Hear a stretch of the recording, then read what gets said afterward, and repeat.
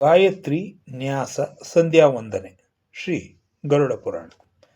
ನಾವು ಬ್ರಹ್ಮಲೋಕಕ್ಕೆ ಹೋಗುವ ಅಧಿಕಾರವನ್ನು ಪಡೆಯಬೇಕಾದರೆ ಈ ಗಾಯತ್ರಿ ನ್ಯಾಸ ಸಂಧ್ಯಾ ವಂದನೆಯನ್ನು ಮಾಡಬೇಕು. ಸೂತ ಮಹರ್ಷಿಗಳು ಶೌನಕಾದಿ ಮುನಿಗಳಿಗೆ ಗಾಯತ್ರಿ ನ್ಯಾಸದ ಬಗ್ಗೆ ಈ ರೀತಿಯಾಗಿ ಹೇಳತೊಡಗಿದರು.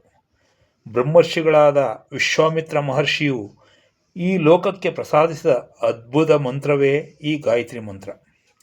ಉಳಿದ ಮಂತ್ರಗಳಿಂದ ದೇವತೆಗಳನ್ನು ಪೂಜಿಸುತ್ತಾರೆ. ಈ ಮಂತ್ರವನ್ನು ಮಾತ್ರವೇ ಒಂದು ಸ್ವರೂಪವನ್ನು ಊಹಿಸಿ ನ್ಯಾಸಾದಿಗಳಿಂದ ಪೂಜಿಸುತ್ತಾರೆ. ಈ ಮಂತ್ರಕ್ಕೆ ಋಷಿಯಾಗಿ ವಿಶ್ವಾಮಿತ್ರ ಮಹರ್ಷಿ, ಮಂತ್ರಾದಿ ದೇವತೆಯಾಗಿ ಸೂರ್ಯನು, ಇದಕ್ಕೆ ಮಸ್ತಕ ಬ್ರಹ್ಮ, ಶಿಖ ಶಿವನು, ವಿಷ್ಣು ಹೃದಯಗಳೇ ನಿವಾಸಗಳಾಗಿರ್ತವೆ. ಈ ಮಂತ್ರರೂಪವನ್ನು ವಿಶ್ವರೂಪವನ್ನಾಗಿಯೇ ಊಹಿಸಬೇಕು. ಈ ಮಂತ್ರಕ್ಕೆ 3 ಲೋಕಗಳು ಚರಣಗಳು. ಆದ್ದರಿಂದ ಭೂಮಿಯನ್ನು ಪಾದವನ್ನಾಗಿ, ವಿಷ್ಣುವನ್ನು ಶಿಖವನ್ನಾಗಿ, ಒಂದು ಸ್ವರೂಪವನ್ನು ಮನಸ್ಸಿನಲ್ಲಿಟ್ಟುಕೊಂಡು ಕಣ್ಣುಗಳನ್ನು ಮುಚ್ಚಿಕೊಂಡು ಗಾಯತ್ರಿ ಮಂತ್ರವನ್ನು 12 ಲಕ್ಷ ಸಲ ಜಪಿಸಬೇಕು.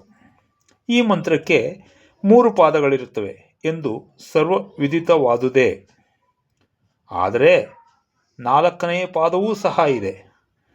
ಜಪವನ್ನು ಮಾಡುತ್ತಿರುವಾಗ 3 ಪಾದಗಳನ್ನು, ಸೂರ್ಯನನ್ನು ಪೂಜಿಸಿದಾಗ 4 ಪಾದಗಳನ್ನು ಉಪಯೋಗಿಸಬೇಕು. ಪರೋ ರಜಸೆ ಸಾವಧೋಂ ಎಂಬುದು ಗಾಯತ್ರಿ ಮಂತ್ರದ 4ನೆಯ ಪಾದ. ಸೂರ್ಯ ಪೂಜೆಯಲ್ಲಿಯೇ ಅಲ್ಲದೆ ಇತರೆ ಪೂಜೆಗಳಲ್ಲಿಯೂ ಸಹ ಈ ಪಾದವನ್ನು ಪ್ರಸ್ತುತ ಹೇಳುವುದು ಕಾಣಿಸುತ್ತದೆ.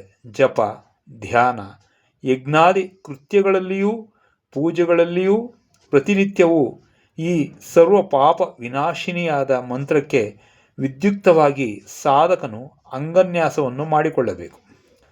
ಪಾದಗಳ ಹೆಬ್ಬೆರಳುಗಳು, ಮೊಣಕಾಲುಗಳು, ತೊಡೆಗಳು, ಮೊಣಕಾಲುಗಳ ಕೆಳಗಿನ ಭಾಗಗಳು, ಪಾದಗಳ ಮೇಲಿನ ಭಾಗಗಳು, ಬೆನ್ನಿನ ಭಾಗ, ಅಂಡಕೋಶ, ನಾಡಿ, ನಾಭಿ, ಉದರ, ಛಾತಿಯ 2 ಕಡೆಗಳು, ಹೃದಯ, ಕಂಠ, ತುಟಿಗಳು, ಬಾಯಿ, 2 ಭುಜಾಗ್ರಗಳು, ಹಣೆ, ಕಣ್ಣುಗಳು, ಕಣ್ಣು ರೆಪ್ಪೆಗಳು, ಕಣತಗಳು, ತಲೆ, ಈ ಭಾಗಗಳೆಲ್ಲವನ್ನೂ ಈ ಮಂತ್ರನ್ಯಾಸಕ್ಕೆ ಉಪಯೋಗಿಸಬೇಕು.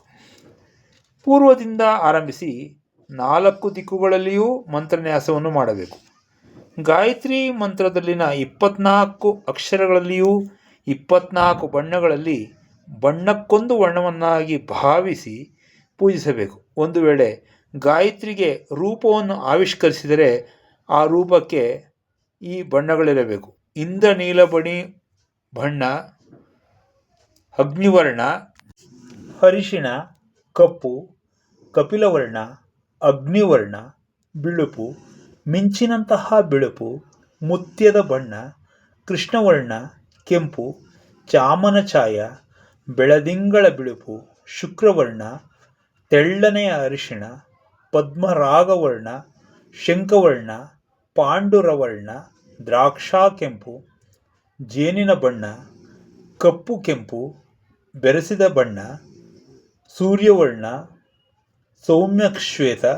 ಈ ವಿಧವಾಗಿ ಪಂಚವರ್ಣಗಳ ಭೇದಗಳಿಂದ 24 ಅಕ್ಷರಗಳನ್ನು ಒಂದು ಹಲಗೆಯ ಮೇಲೆ ಬರೆದು ಪೂಜಿಸಬಹುದು. ಗಾಯತ್ರಿ ಮಂತ್ರವನ್ನು ಪಠಿಸುತ್ತಾ ಮುಟ್ಟುವ ವಸ್ತುಗಳು, ನೋಡುವ ಪದಾರ್ಥಗಳೂ ಸಹ ಪವಿತ್ರವಾಗುತ್ತವೆ. ಯದ್ಯತ್ ಸ್ಪೃಶತಿ ಹಸ್ತೇನ ಯಚ್ಚ ಪಶ್ಯತಿ ಚಕ್ಷುಷಾ ಪೂತಂ ಭಂ ತತ್ ಸರ್ವಂ ಗಾಯತ್ರ್ಯಾ ನಾ ಪರಂ ವಿದುಹು. ಈ ಗಾಯತ್ರಿ ಮಂತ್ರಕ್ಕಿಂತಲೂ ಶ್ರೇಷ್ಠವಾದ ಮಂತ್ರವು ಮತ್ತೊಂದಿಲ್ಲ. ಇನ್ನು ಸರ್ವ ಪಾಪ ವಿನಾಶಿನಿಯಾದ ಸಂಧ್ಯಾವಂದನೆಯ ವಿಧಿವಿಧಾನವನ್ನು ಹೇಳುವೆನು. ಮೊದಲಿಗೆ 3 ಸಲ ಪ್ರಾಣಾಯಾಮವನ್ನು ಸಂಧ್ಯಾಸ್ನಾನಕ್ಕೆ ಉಪಕ್ರಮಿಸಬೇಕು. ಪ್ರಾಣವಾಯುವನ್ನು ಹಿಡಿತದಲ್ಲಿಟ್ಟುಕೊಂಡು ಓಂಕಾರದಿಂದ ಸಪ್ತ ವ್ಯಾಹೃತಗಳೊಂದಿಗೆ ಯುಕ್ತವಾದ ಅಪೋಜ್ಯೋತಿ ರಸೋಮೃತಂ ಭೂರ್ಭುವಃ ಸ್ವರೋ ಎಂಬ ಮಂತ್ರವನ್ನು 3 ಸಲ ಹೇಳುವುದನ್ನೇ ಪ್ರಾಣಾಯಾಮವೆನ್ನುವರು. ದ್ವಿಜನು ಪ್ರಾಣಾಯಾಮಗಳ ಮೂಲಕ ಮಾನಸಿಕ, ವಾಚಿಕ, ಕಾಯಿಕ ದೋಷಗಳನ್ನು ಭಸ್ಮ ಮಾಡಬಲ್ಲನು. ಆದ್ದರಿಂದ ನಾವು ಯಥಾವಿಧಿಯಾಗಿ ಎಲ್ಲ ಕಾಲಗಳಲ್ಲಿಯೂ ಪ್ರಾಣಾಯಾಮ ಪಾರಾಯಣರಾಗಿರಬೇಕು.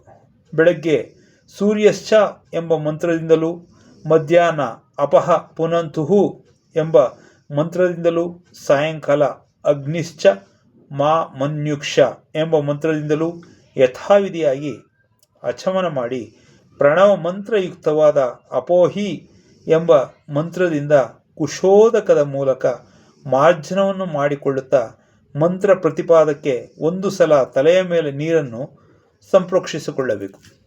ರಜಸ್ತಮೋಗುಣಗಳಿಂದಲೂ ಅಜ್ಞಾನದಿಂದಲೂ ಜಾಗ್ರತ್, ಸ್ವಪ್ನ, ಸುಷುಪ್ತಿ ಎಂಬ ಅವಸ್ಥೆಗಳಲ್ಲಿಯೂ ನಾವು ಮಾಡಿಕೊಂಡಿರುವ ಪಾಪಗಳು, ಕಾಯಿಕ, ವಾಚಿಕ, ಮಾನಸಿಕ ಪಾಪಗಳು ಈ ಮಂತ್ರಗಳಿಂದ ನಶಿಸುತ್ತವೆ. ಬಲಗೈಯಲ್ಲಿ ನೀರನ್ನು ತೆಗೆದುಕೊಂಡು ಅದನ್ನು ದ್ರುಪದದಾಂ ಎಂಬ ಮಂತ್ರದ ಮೂಲಕ ಅಭಿಮಂತ್ರಿಸಿ ತಲೆಯ ಮೇಲೆ ಸುರಿದುಕೊಳ್ಳಬೇಕು. ಅಗಮರ್ಷಣ ಮಂತ್ರಗಳಿಂದ 3, 6, 8 ಅಥವಾ 12 ಆವೃತ್ತಿಗಳನ್ನು ಮಾಡಿ ಅಗಮರ್ಷಣ ಮಾಡಿಕೊಳ್ಳಬೇಕು. ಈ ಮಂತ್ರಗಳು ಈ ಕೆಳಗಿನ ರೀತಿಯಲ್ಲಿವೆ.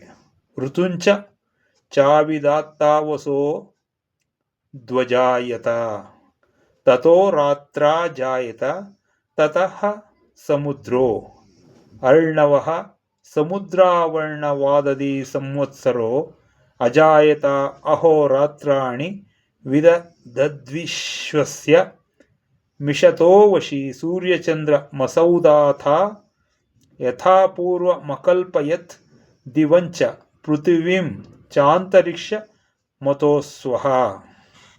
ಇವುಗಳನ್ನು ಪಠಿಸಿದ ನಂತರ ಕೈಗಳನ್ನು ತೊಳೆದು ಚೆನ್ನಾಗಿ ಹೊರಿಸಿಕೊಂಡು ಮತ್ತೆ ಉದ್ಯುತ್ತಂ ಚಿತ್ರಂ ಎಂಬ ಮಂತ್ರಗಳನ್ನು ಪಠಿಸಿ ಸೂರ್ಯೋಪಸ್ಥಾನವನ್ನು ಮಾಡಬೇಕು. ಆದ್ದರಿಂದ ನಾವು ಮಾಡುವ ಪಾಪಗಳೆಲ್ಲವೂ ನಾಶವಾಗುತ್ತದೆ.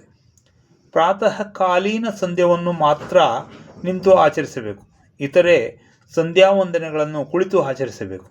ಗಾಯತ್ರಿ ಮಂತ್ರವನ್ನು 10 ಸಲ ಜಪಿಸಿದರೆ ಈ ಜನ್ಮದಲ್ಲಿ ಮಾಡಿದ ಪಾಪಗಳು, 100 ಸಲ ಜಪಿಸಿದರೆ ಪೂರ್ವ ಜನ್ಮದಲ್ಲಿನ ಪಾಪಗಳು, 1000 ಸಲ ಜಪಿಸಿದರೆ ಯುಗದಲ್ಲಿ ಮಾಡಿದ ಪಾಪಗಳು ನಶಿಸುತ್ತವೆ.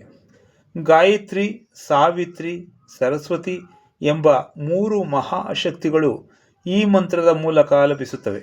ಅವು ಕ್ರಮವಾಗಿ ಬೆಳಗ್ಗೆ ರಕ್ತವರ್ಣದಲ್ಲಿಯೂ, ಮಧ್ಯಾಹ್ನ ಶುಕ್ಲವರ್ಣದಲ್ಲಿಯೂ, ಸಾಯಂಕಾಲ ಕೃಷ್ಣವರ್ಣದಲ್ಲಿಯೂ ಇರುತ್ತವೆ ಎಂದು ಹಿರಿಯರು ಹೇಳುತ್ತಾರೆ. ಇನ್ನು ವ್ಯಾಹೃತಿ ಪೂರ್ವಕ ಅಂಗನ್ಯಾಸವನ್ನು ಈ ರೀತಿಯಾಗಿ ಮಾಡಬೇಕು. ಗಾಯತ್ರಿ ಮಂತ್ರ ಪ್ರಥಮ ವ್ಯಾಹೃತಿಯಾದ ಭೂಹು ಅನ್ನು ಓಂ ಭೂಹು ಹೃದಯಾಯ ನಮಃ ಎಂದು ಹೃದಯದಲ್ಲಿಯೂ, ದ್ವಿತೀಯ ವ್ಯಾಹೃತಿಯಾದ ಭುವಃ ಅನ್ನು ಓಂ ಭುವಃ ಶಿರಸೇ ಸ್ವಾಹ ಎಂದು ತಲೆಯ ಮೇಲೂ, ತೃತೀಯ ವ್ಯಾಹೃತಿ ಸ್ವಾಹ ಅನ್ನು ಓಂ ಸ್ವಾಹ ಶಿಖಾಯೈ ವಷಟ್ ಎಂದು ಶಿಖದಲ್ಲಿಯೂ ನ್ಯಾಸವನ್ನು ಮಾಡಬೇಕು. ಗಾಯತ್ರಿ ಮಂತ್ರ ಪ್ರಥಮ ಪಾದವನ್ನು ಅಂದರೆ ತತ್ಸು ವಿತರ್ವರೇಣ್ಯಂ ಅನ್ನು ಕವಚದಲ್ಲಿಯೂ, ಎರಡನೆಯ ಪಾದ ಭರ್ಗೋದೇವಸ್ಯ ಧೀಮಹಿಯನ್ನು ನೇತ್ರಗಳಲ್ಲಿಯೂ, ಮೂರನೆಯ ಪಾದ ಧಿಯಾಯಾನ ಪ್ರಚೋದಯಾತ್ ಅನ್ನು ಕೈಗಳಲ್ಲಿಯೂ, ನಾಲ್ಕನೆಯ ಪಾದವಾದ ಪರೋ ರಜಸೇ ಸಾವಧೋಂ ಅನ್ನು ಸರ್ವಾಂಗಗಳಲ್ಲಿಯೂ ನ್ಯಾಸವನ್ನು ಮಾಡಬೇಕು. ಈ ರೀತಿಯಾಗಿ ಸಂಧ್ಯಾವಂದನೆಯನ್ನು ಮಾಡುವವರಿಗೆ ಸರ್ವ ಶುಭಗಳು ಪ್ರಾಪ್ತಿಯಾಗುತ್ತವೆ. ಗಾಯತ್ರಿಯ ಮೊದಲನೆಯ 3 ಪಾದಗಳು ಬ್ರಹ್ಮ, ವಿಷ್ಣು, ಶಿವಸ್ವರೂಪಗಳು. ಋಷಿಯನ್ನು, ಚಂದವನ್ನು ಸ್ಮರಿಸುತ್ತಾ ಮಂತ್ರ ಜಪ ಮಾಡುವವರಿಗೆ ಬ್ರಹ್ಮಲೋಕವನ್ನು ಪ್ರಾಪ್ತಿಸುತ್ತವೆ. ಪರೋ ರಜಸೇ ಸಾವಧೋಂ ಅನ್ನು ಗಾಯತ್ರಿ ತುರೀಯ ಶ್ರೇಷ್ಠ ಪಾದವೆನ್ನುತ್ತಾರೆ. ಇದಕ್ಕೆ ಋಷಿ ನಿರ್ಮಲನು ಚಂದ ಗಾಯತ್ರಿ, ದೇವತಾ ಪರಮಾತ್ಮ ಪ್ರಾತಃ, ಮಧ್ಯಾಹ್ನ, ಸಾಯಂಕಾಲಗಳಲ್ಲಿ 1008 ಅಥವಾ 108 ಸಲ ಗಾಯತ್ರಿ ಮಂತ್ರವನ್ನು ಪಠಿಸುವವರು ಬ್ರಹ್ಮಲೋಕಕ್ಕೆ ಹೋಗುವ ಅಧಿಕಾರವನ್ನು ಹೊಂದುವರು.